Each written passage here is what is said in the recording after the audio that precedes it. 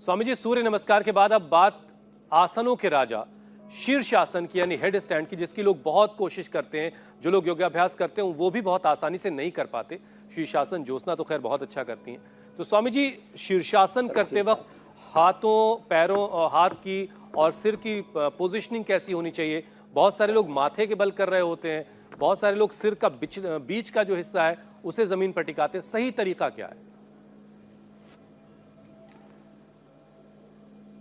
तो देखो, प्रारंभ में तो दीवार के साथ करो, हाथों को अंगुलियों को ऐसे इंटरलॉक करो और फोरहेड का ये वाला हिस्सा ना करीब 1 इंच जहाँ पर बाल है वो, और 1 इंच जहाँ पर बाल नहीं है ये वाला भाग टिकता है। ये मात्र 2 इंच यहाँ से, न यहाँ से टिकाना है न यहाँ से टिकाना है। अब हम तो कहीं से भी कर सकते, यहाँ से भी टिका सकते, यहाँ से भी टिका सकते, यहाँ से अच्छा रहता है। तो ये दोनों हाथ की अंगुलियों को इंटरलॉक किया, थोड़ा हार्ड सरफेस ना हो शुरू में, प्रारंभ में तो आप थोड़ा टॉवेल आगे लगा करके उससे कर सकते हैं। देखो ऐसे ऐसे बैठे, अंगूठे पास में, एड़ियां पास में, कोहनिया जमीन पर, हाथ। स्वामी जी, अपने कैमरामैन से कहिए जरा आपके तो वही टिका सिर के पास क्लोज करें जरा।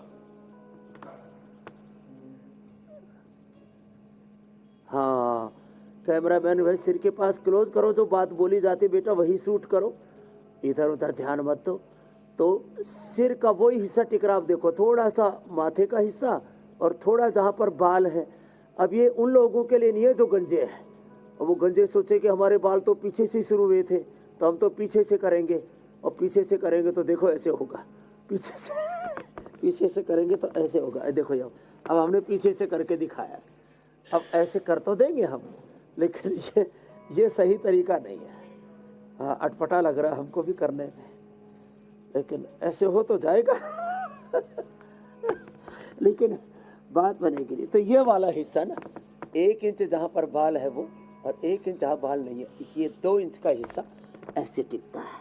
अच्छा स्वामी जी, जिनके सिर का बीच का हिस्सा टिक रहा है जमीन पर, और क्या वो दोनों पैरों को भी एक साथ उठा सकते हैं?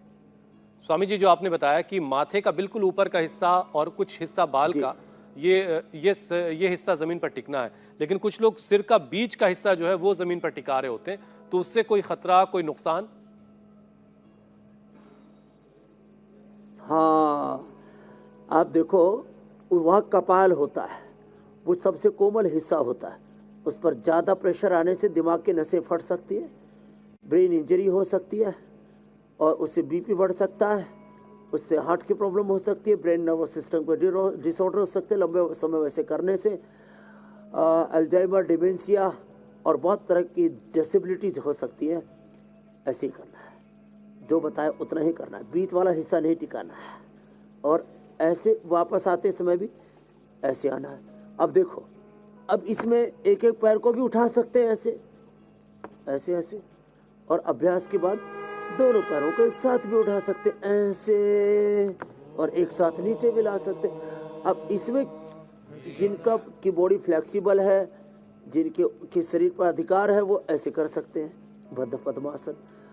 और बद्ध पद्मासन और पद्मासन के बाद सीधा एक के बाद दूसरा जो रिदमिक योग होता है ना, उसमें तो चलो अब ऐसे हाथ किए और ऐसे ही पैर उठाए, चलो वृश्चिकासन करो। देखो, शीर्षासन के बाद इधर निपुण जी की तरह निपुणता ऐसी कि ऐसी सिर उठाया और ऐसे पैर लाए। देखो, हम तो धीरे धीरे ला रहे भाई, निपुण जी इतने तो निपुण हम है नहीं, तो ये ऐसे हो जाएगा।